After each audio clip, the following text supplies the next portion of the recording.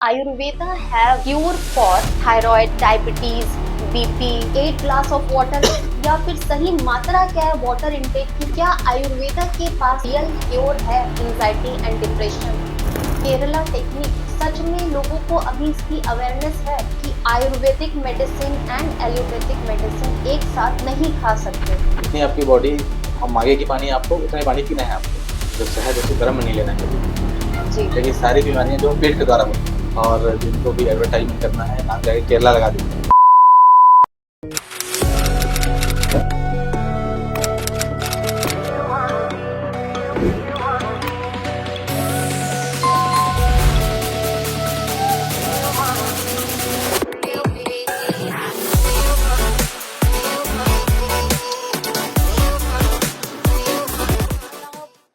Sudden heart attack, liver failure, kidney failure, PCOD, infertility, cancer, कुछ ऐसी ही life threatening disease जिनका कोई cure नहीं है। Either you end up having long time pills और maintaining a proper diet plan. तो क्या कुछ ऐसा हो सकता है जिससे ये बीमारियां रिवर्स कर सकते हैं हम, या ये प्रॉपर तरीके से ठीक हो सकती हैं? क्या हमारे एंशियंट टाइम में ऐसी कोई मेडिसिन है जो इसका सही उपचार है डायबिटीज, बीपी एंड थायराइड का, जो पूरी तरीके से ठीक हो सकता है विदाउट हैविंग एनी पिल्स और medication? Yes, Ayurveda have the answer.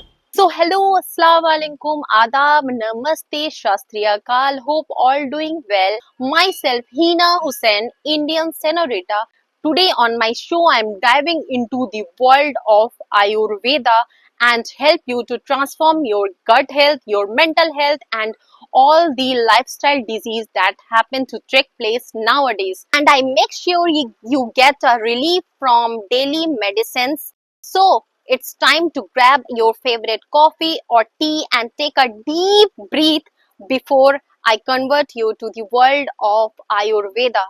और यही सही समय है जहां आप अपने आप को बदल सकते हैं, और अगर अभी नहीं तो कभी नहीं। Welcome back to my channel. So let's welcome none other than doctor Amarnath Shukla, MD in Ayurvedic Medicine, BAMS and Gold Medalist and PhD from Government College of Riva, and with 25 years of experience as Senior Ayurvedic Physician in Bhilai.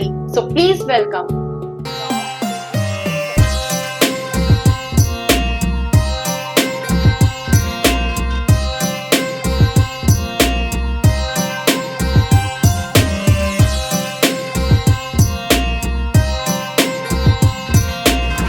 So hello, thanks sir for taking out time for us.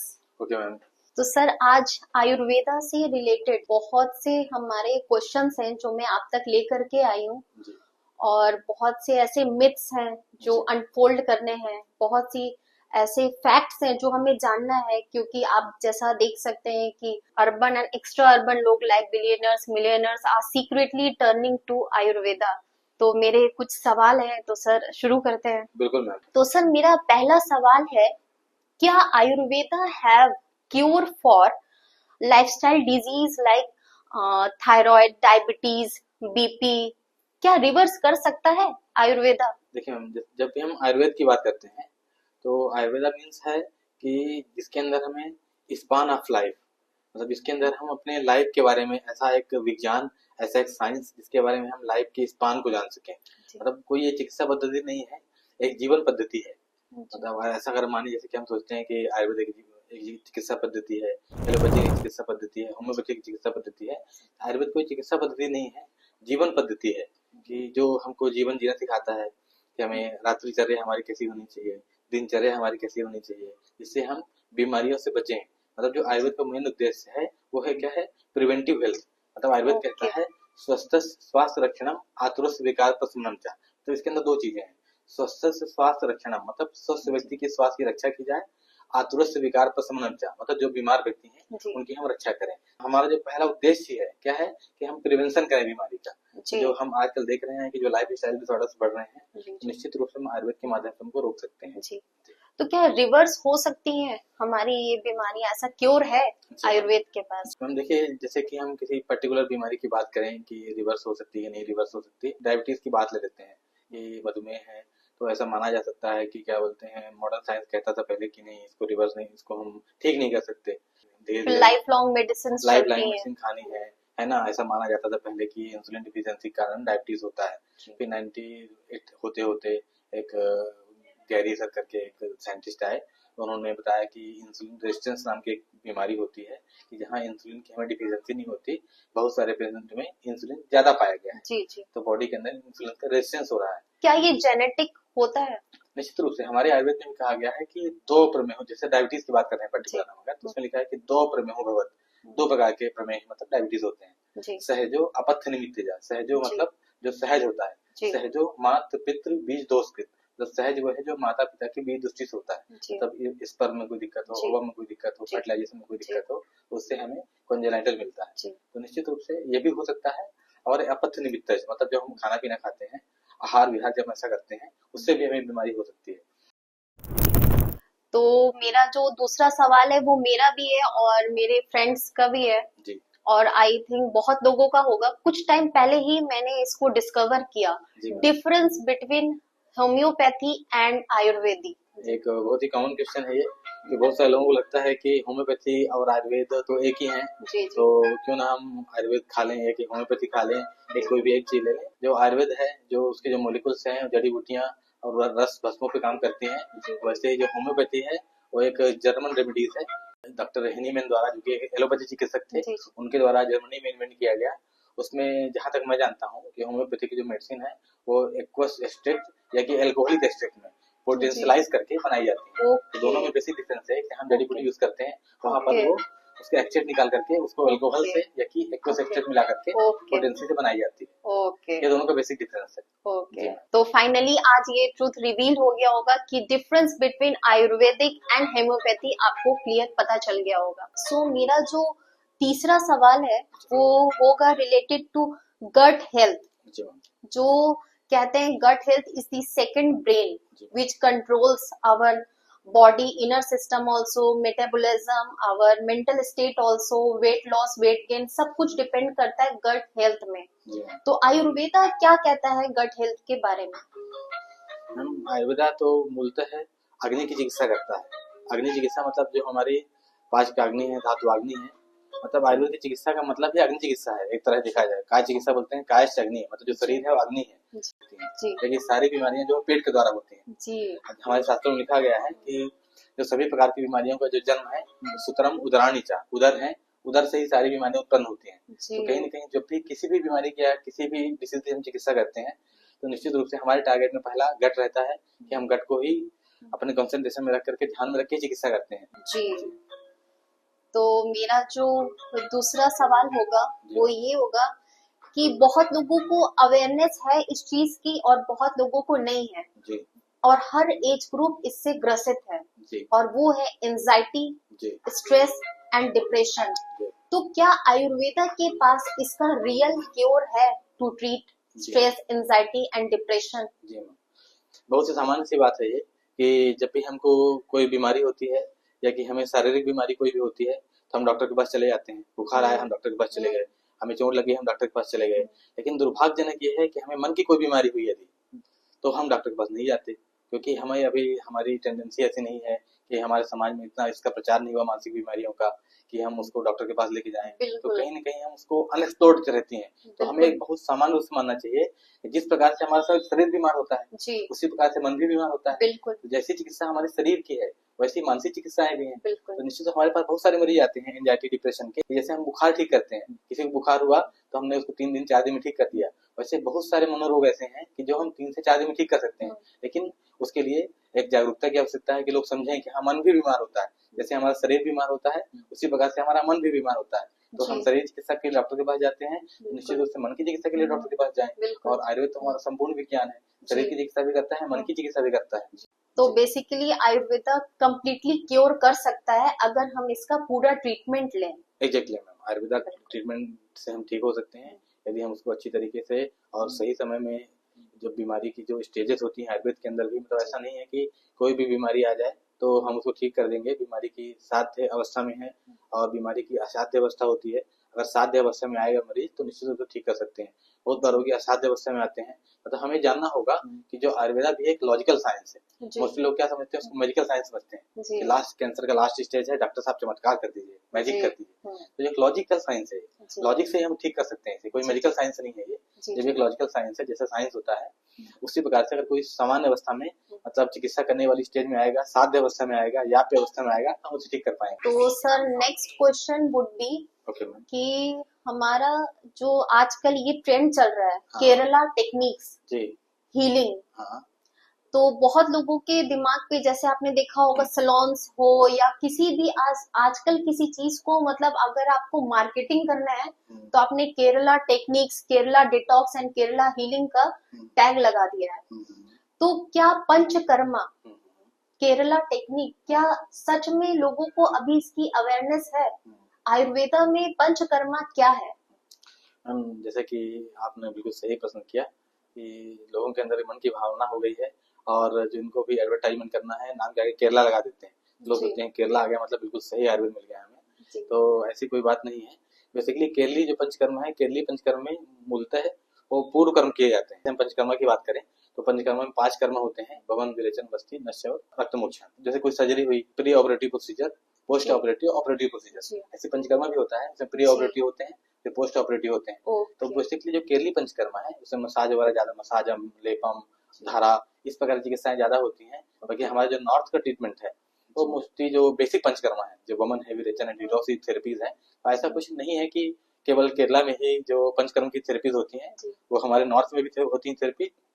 लेकिन मूलतः जो उनका therapy करने का जो system है, क्योंकि हम बहुत बड़े डाइवर्सिफाइड कंट्री में रहते हैं, हमारा देश बहुत बड़ा देश है ना, बहुत सारे धर्म के लोग रहते हैं, बहुत सारे कल्चरल डिफरेंसेस के लोग रहते हैं, है ना। तो केरला की एक कल्चरल डिफरेंस है, और जो कि वहाँ की जो भौगोलिक स्थिति ऐसी है कि वहाँ का सायम और जो मसाज, इस प्रकार की चिकित्सा से लोग वहाँ लेपम वगैरह करके ज्यादा अच्छे से प्रभावी तरीके से कर पाते हैं। लेकिन अगर जो पंचकर्मा है वो अच्छे तरीके से कहीं भी किया जाए तो जरूरी नहीं कि केरली ही हो, बिल्कुल नॉर्थ इंडियन पंचकर्मा भी अच्छा फायदा हो सकता है। बेसिकली सही सही चीज तरीके से, पता बिल्कुल होना सही चाहिए, पता सही होना चाहिए। तरीका। हाँ, जी मतलब लोग भ्रम में न रहें यहाँ केरली लिखा है वही केवल पंचकर्मा है। जी पंचकर्मा नॉर्थ का भी अच्छा हो सकता है, जी जी भिलाई पंचकर्मा भी अच्छा हो सकता है, दिल्ली का पंचकर्मा भी अच्छा हो सकता है, केरल के भी हो सकता है, लेकिन उसके थेरेपिस्ट अच्छे होने चाहिए, भावना अच्छी होनी चाहिए। जी जी जी तो सर जैसा कि हम लोगों ने सुना है, हम लोग जानते हैं आपका रिनॉन्ड एक्सपीरियंस है इस पंचकर्मा टेक्निक में, क्या आप अपना कोई एक्सपीरियंस शेयर करना चाहते हैं जिससे आपने कोई बीमारी को ठीक किया हो या क्योर उसका पाया हो? बहुत, जैसे हमने शुरू में बात की मैम कि हमारी जो बहुत सारे देश की बहुत सारी आबादी जो है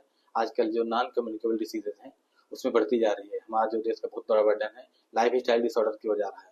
उसमें जो हमने शुरू में बात की कि जो डायबिटीज है, थायराइड है, इस प्रकार की ओबेसिटी है, इस प्रकार की बीमारी में हम लोग बहुत ज्यादा पीड़ित हो रहे हैं। हमारे पास बहुत सारे केसेस ऐसे आते हैं जो कि डायबिटीज के, अभी न्यूली डायग्नोस्ड केसेस डायबिटीज के हैं। तो उसके अंदर हमारा कॉन्सेप्ट ये है कि कोई अगर पेशेंट आया है डायबिटीज का तो हमने पहले उसका इंसुलिन का टेस्ट कराया, इंसुलिन का देखा कि इंसुलिन की पोजीशन क्या है, उसकी सी पेप्टाइड लेवल करा के देखा उसका सी पेप्टाइड लेवल क्या है, अगर उसकी रिलेटिव डिफिशियंसी है कि बढ़ा हुआ है, अगर उसका मोस्टली केसेस में ऐसा पाया जाता है स्टार्टिंग कंडीशन में इंसुलिन का लेवल बढ़ा होता है और हम उसको पंचकर्म के द्वारा भवन या विरेचन करा के उसका जो आवरण है, मतलब जो सेल्स के अंदर इंसुलिन जा नहीं पा रहा है, ग्लूकोज जा नहीं पा रहा है, इसके कारण उसका शुगर बढ़ा हुआ है, तो हम उस आवरण को ठीक करते हैं और बीमारी रिवर्स हो जाती है। ये बड़ी उपलब्धि है हमारे लिए कि जो डायबिटीज कैन बी ट्रीटेड। हाँ, उसको रिवर्स कर सकते हैं। अब चूंकि इसको ट्रीटेड इसलिए नहीं कहते हैं क्योंकि एक जो लॉ है कि आप किसी भी बीमारी को आप नहीं कर सकते ठीक कर सकते हैं, इसलिए हम उसको यूज करते हैं, रिवर्स कर सकते हैं। मॉडर्न साइंस वाले भी कहते हैं हम रिवर्स कर सकते हैं, रिवर्स कर सकते हैं। तो निश्चित रूप में बहुत सारे केसेस हमारे पास हैं, बहुत सारी स्टडीज हमारे पास हैं, बाकी और भी हमारे पास बहुत सारे केसेस न्यूरो डिजेनरेटिव डिसऑर्डर्स के हैं, जैसे कि स्पाइनल कैनाल की स्टेनोसिस हो गया है ना, पैरालिसिस के केसेस हैं जो कि उनको हम काफी जल्दी रिवर्स कर लेते हैं और काफी जल्दी ठीक कर सकते हैं। ओके, अब मैं कुछ ऐसे आपसे मैं मिथ्स बताऊंगी जो हमारे दिमाग पे बचपन से रहे हैं, हमने अपने सराउंडिंग में भी उन्हें सुना है और अभी तक लोगों की मानसिकता वहीं तक ठहरी हुई है। तो ये इसमें कुछ मेरे पर्सनल क्वेश्चन भी है कि ऐसे मिथ्स जो हमें भी लगते हैं, तो सर प्लीज आप उनके फैक्ट से आज उनको क्लियर करिए। जी मैम। तो पहला जो मिथ है वो है आयुर्वेदा को लेकर के कि Ayurvedic medicine and allopathic medicine एक साथ नहीं खा सकते। जी मैम, अच्छा प्रश्न है ये, कॉमन प्रश्न होना भी चाहिए और पब्लिक को जानना भी चाहिए इसके बारे में कि जब हम बहुत बार ऐसा होता है कोई डायबिटीज की मेडिसिन ले रहा है, कोई हाइपरटेंशन की मेडिसिन ले रहा है, तो दोनों का रिएक्शन ना हो इसलिए हम उसको साथ में खाएं कि ना खाएं। तो मान लीजिए कि एक हाई ब्लड प्रेशर की मेडिसिन ली, सर्पगंधा, आयुर्वेद की मेडिसिन सर्पगंधा जो कि जी। ब्लड प्रेशर को कम करती है। जी। हमने एलोपैथी में ले लिया एमलोडिपिन ले लिया, वो भी हाँ। ब्लड प्रेशर को कम करती यस। है ना। लेकिन अगर सर्पगंधा को भी हमने साथ में खा लिया, एमलोडिपिन को भी खा लिया, तो निश्चित रूप से क्या करेगा, ब्लड प्रेशर को डाउन कर देगा ज्यादा। ओके। इसलिए हमको अपने डॉक्टर को बताना है कि हम डॉक्टर साहब जिस डॉक्टर के पास जाएं, अगर हम आयुर्वेदिक डॉक्टर के पास जाते हैं तो उनको भी बताना है, एलोपैथी वाले के पास जाएं तो उसको भी बताना है कि डॉक्टर साहब हम फलाना आयुर्वेद की मेडिसिन खा रहे हैं, जिससे वो उसको डोज को शेड्यूल कर सकें।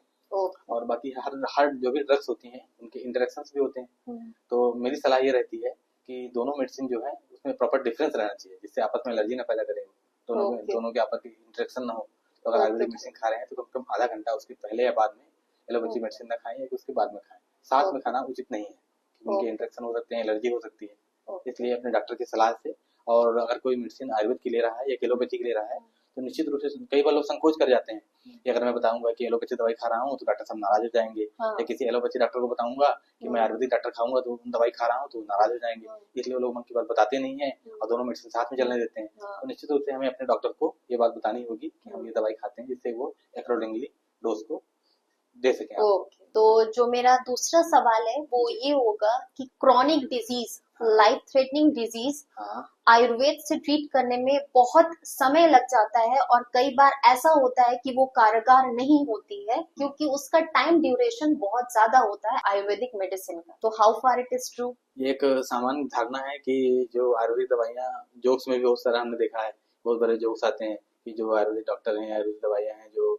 बहुत धीरे काम करती हैं, है ना, बहुत सारे मीम से भी आते हैं ऐसे। लेकिन ये एक जन धारणा है कि आयुर्वेद दवाइयाँ बहुत धीरे धीरे काम करती हैं, तो मेरे ख्याल से ऐसा नहीं है मैम। बहुत सारी आयुर्वेद दवाइयाँ हैं जो बहुत तेज काम करती हैं, जैसे हमारी 10 औषधियाँ हैं। और जैसा माना जाएगा कि जो लाइफ थ्रेटनिंग डिसऑर्डर्स हैं, जैसे कि हमने मान लिया एमआई का केस, मतलब किसी को अटैक यदि आ रहा है उसको अगर आधे घंटे के अंदर आयुर्वेद अच्छे चिकित्सक के पास ले जाया जाए और जो हमारी आयुर्वेद मेडिसिन है, भरतभर चिंतामणि है, सिद्ध मकरंद हो जाए, कुछ जो आयुर्वेद की औषधियाँ हैं जो बहुत फास्ट काम करती हैं, मतलब ऐसा है कि उनको अगर सब लिंगुअल देते हैं, मुंह के अंदर रखते हैं, मुंह के अंदर रखने के बाद बहुत सारे हमने केसेस ऐसे देखे हैं कि एमआई के अटैक उनको आया नहीं है। अब बहुत सारे जो हमारे क्लिनिशियंस हैं जो प्रैक्टिस भी कर रहे हैं, जो केवल हार्ट की प्रैक्टिस करते हैं, वो केवल कार्डियोलॉजी को ही पेशेंट देखते हैं, कैंसर की पेशेंट देखते हैं, ऐसा नहीं है। बहुत सारी लाइफ थ्रेटनिंग डिसीजेज ऐसी हैं कि जिनके द्वारा हम जो हमारा रूट ऑफ एडमिनिस्ट्रेशन, जैसे हम नशा देते हैं, नाक में दवाई डालते हैं, नाक में दवाई डालते ही हमारे नाक के अंदर ऑल्फैक्टरी लोब होता है, वहां जाके एब्जॉर्ब दवाई दिमाग में चली जाती है।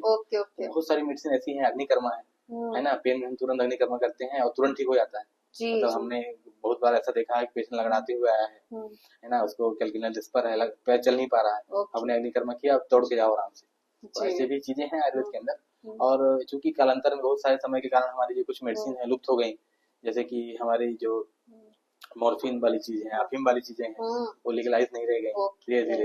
इस कारण से कुछ समस्याओं का सामना हमें करना पड़ा कि बहुत सारी किताबें हमारी लुप्त हो गई, बहुत सारे जंगल कटते जा रहे हैं, देख रहे हैं आप, जंगल कटते जा रहे हैं, तो दवाइयाँ उतनी पोटेंसी नहीं मिल पा रही है। इस कारण दवाइयाँ उतनी फास्ट एक्टिव नहीं है।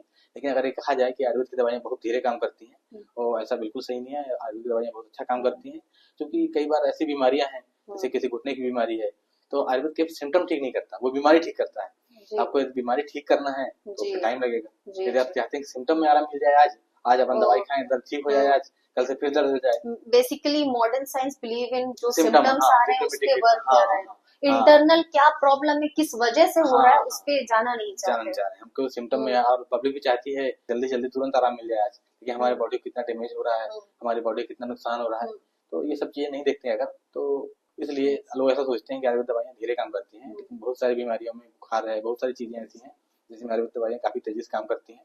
और जहाँ तक लाइफ थ्रेटनिंग डिसीज की बात है, वहाँ भी हमने कई बार देखा है कि जो पेशेंट आते हैं 120 और 210 ब्लड प्रेशर रहा उनका, लेकिन हमने तुरंत उनको रक्तमोक्षण किया और रक्तमोक्षण करने के बाद तुरंत विदिन 10 मिनट्स उनका ब्लड प्रेशर कम किया है। तो ये सारी चीजें भी होती हैं।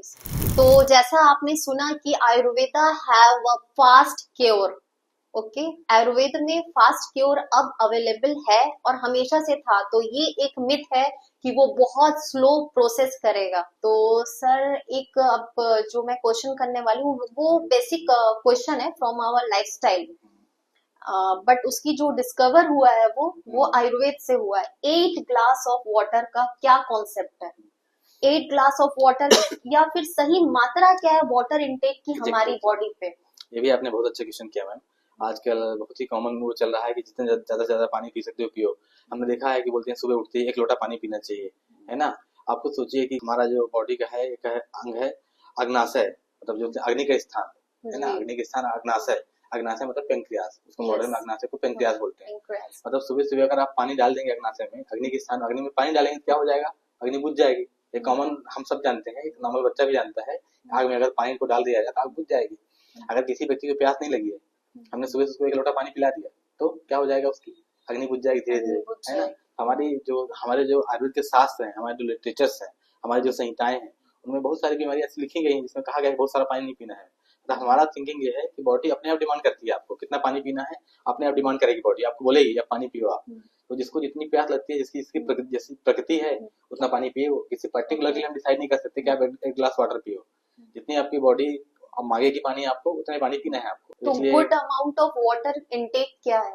पर्सन डिफर करता है। Okay, it differs from person to person. हो सकता है कोई प्रकृति वाला ज्यादा पानी पिए। और बच्चों को कितना पानी देना चाहिए? बच्चों को भी जितना प्यास लगे उतना मांगे पानी उतना देना चाहिए। जबरदस्ती बात नहीं करना कि आप पानी पियो ज्यादा। बहुत सारी बीमारी पानी पीने के कारण भी होती है। हमारे शास्त्रों में से लिखा है अत्यंबुपानात, मतलब जो पहला लक्षण ये है अजीर्ण का, अत्यंबुपानात, ज्यादा पानी पीने से अजीर्ण होता है। जो हमने अभी बताया ना कि अग्नि में पानी डालोगे आप तो अग्नि मंद हो जाएगी। आप ज्यादा पानी पियोगे क्या हो जाएगा? अजीर्ण हो जाएगा। आपके जो गैस्ट्रिक जूसेस क्या हो जाएंगे? डाइल्यूट हो जाएंगे, है ना। इसलिए आपको ज्यादा पानी नहीं पीना है। तो more quantity of water intake अगर हम रखते हैं तो पैंक्रियास कैन इफेक्ट कर सकता है पेंक्रियास को, आपको पाचन तंत्र बिगड़ सकता है। इसलिए हमें केवल उतना ही पानी पीना है जितना आपकी बॉडी डिमांड करती है। और आपकी प्रकृति, हमारे जो सिद्धांत है, आयुर्वेद का सिद्धांत है, उसमें प्रकृति इम्पोर्टेंट है कि वात की प्रकृति है, पित्त की प्रकृति है और की कफ की प्रकृति है ना। जैसे हम देसी भाषा में कहते हैं कि तुम्हारी तासीर पित्त वाली है, तुम्हारी तासीर कफ वाली है। पित्त वाली ज्यादा पानी पीते हैं क्योंकि मेटाबॉलिक रेट ज्यादा रहता है, कफ वाले थोड़ा कम पानी पीते हैं। तो इस प्रकार से different person to person differ करता है। तो सर नेक्स्ट क्वेश्चन होगा, ये भी काफी कॉमन क्वेश्चन है कि जब आयुर्वेदिक मेडिसिन हम लेते हैं तो we have to be vegetarian, और हमें जैसे पिकल नहीं खाना चाहिए, या वेजिटेरियन होना जरूरी है व्हाइल द टाइम जब हम मेडिसिन ले रहे हैं? जहाँ तक जो आपने कहा कि वेजिटेरियन होना जरूरी है, तो ऐसा कहीं शास्त्र में नहीं लिखा है कि वेजिटेरियन होना जरूरी है। वहाँ पर कई बार बहुत सारी जगह तो मांस रस का यूज किया गया है कि जो मांस रस का यूज करना है कि जो दीपन पाचन है, बल्ले के लिए मांस रस देना है, बहुत सारी बीमारियों में मांस रस का यूज करना है। तो ऐसा कुछ वेजिटेरियन नहीं है। वहाँ लिखा है कि विदाही अन्न नहीं होना चाहिए, विदाही नहीं होना चाहिए, गुरु नहीं होना चाहिए, विष्टम्भी नहीं होना चाहिए। मतलब ऐसा भोजन नहीं करना है हमें जो कि पचने में दिक्कत करता हो, पाचन में दिक्कत करता हो, है ना। तो खाना चाहे कैसा भी हो, नॉन वेजिटेरियन हो वेजिटेरियन हो, खाना लघु होना चाहिए। जब भी हम आयुर्वेद की दवाइयाँ खाते हैं तो लघु अन्न लेना चाहिए। लेकिन सूप लें आप, vegetarian soup, non vegetarian soup भी लेते हैं आप तो सूप के रूप में लेना है। मांस रस लिखा है ना, वहाँ पर लिखा है कि मांस रस लेना है आपको, है ना, लेकिन मांस नहीं लेना है। मांस रस को ले सकते हैं। मतलब स्पाइसेस अवॉइड करना है, स्पाइसेस को अवॉइड करना है। और चूंकि जो मांस है, अगर मांस को लेंगे हम तो मांस शरीर के अंदर पचने में दिक्कत करेगा। और लेमन का क्या कॉन्सेप्ट है कि खट्टा नहीं ले सकते जब आयुर्वेदिक मेडिसिन चल रही है? खट्टा नहीं ले सकते मैम, क्योंकि खट्टा अम्ल होते हैं और बहुत सारी दवाइयाँ ऐसी हैं कि जो बॉडी के अंदर एसिडिक मीडियम को जारी करती हैं वो। तो ऐसा नहीं है कि नींबू नहीं लेना चाहिए, साथ में नींबू नहीं लेना है ना। नींबू दवाई खाया आपने, दवाई खाने के बाद 1 घंटे 2 घंटे बाद ले सकते हैं, मतलब ले सकते हैं साथ में ले सकते हैं, लेकिन दवाई के साथ नहीं लेना है। आप दवाई नींबू निचोड़ के ले लिए, है ना। जो एक गलत ट्रेंड ये भी चल रहा है, लोग सुबह सुबह क्या करते हैं कि नींबू निचोड़ करके और गर्म पानी में शहद डाल के लेते हैं। तो आयुर्वेद के अनुसार वो भी मना किया गया है कि जो शहद है उसको गर्म में नहीं लेना है कभी भी। शहद को हमेशा ठंडा ही लेना है, तो क्योंकि गर्म करने से शहद मारक बन जाता है ना, तो काफी दिक्कत हो सकती है उससे। मतलब गर्म पानी में भी शहद को नहीं डालना है? गर्म हल्के गुनगुने पानी डाल सकते हैं, गर्म नहीं करना है। ल्यूकवार्म वाटर डाल सकते हैं। शहद डाल के गर्म नहीं करना है, हल्का ल्यूकवार्म वाटर में थोड़ा शहद डाल सकते हैं। ओके सर, होप ये सारे क्वेश्चंस क्लियर हो गए होंगे हमारे फ्रेंड्स के, या जिन लोगों को अवेयरनेस नहीं है टुवर्ड्स आयुर्वेदा। तो आयुर्वेदा में भी अब फास्ट क्योर है, और सर का जैसा 20 इयर्स का एक्सपीरियंस है, तो हमें बहुत कुछ सीखने को मिल सकता है, हम बहुत सारी चीजें हम ट्रीट कर सकते हैं अपने अंदर। तो thank you so much sir. Thank you ma'am, आपने बहुत सारी बस- चीजें एक्सप्लोर करी आज। जी और सर। हम चाहते हैं कि जनता के पास जो सामान्य लोग हैं जी उनको जागरूकता मिले और सही जानकारी लोगों को मिले। जी सर। क्योंकि बहुत बार हम देखते हैं कि बहुत सारे यूट्यूब में बहुत सारे वीडियोस आते हैं जो नहीं जानते वो भी ऐसी चीज बता देते हैं कि लोग उनसे जी गुमराह हो जाते हैं। जी तो सही चीजें, सही कंटेंट लोगों तक पहुंचे, इसके जी लिए सर। आपका बहुत बहुत धन्यवाद। जी जी, थैंक्स अ लॉट सर। और सर, जाने से पहले आपका एक्सपीरियंस कैसा रहा, क्योंकि मैंने अभी इनिशियली स्टार्ट किया है पॉडकास्ट, आपका कुछ एक्सपीरियंस? नहीं, अच्छा है मैम, आपने अच्छे क्वेश्चन से सिलेक्ट किए हैं।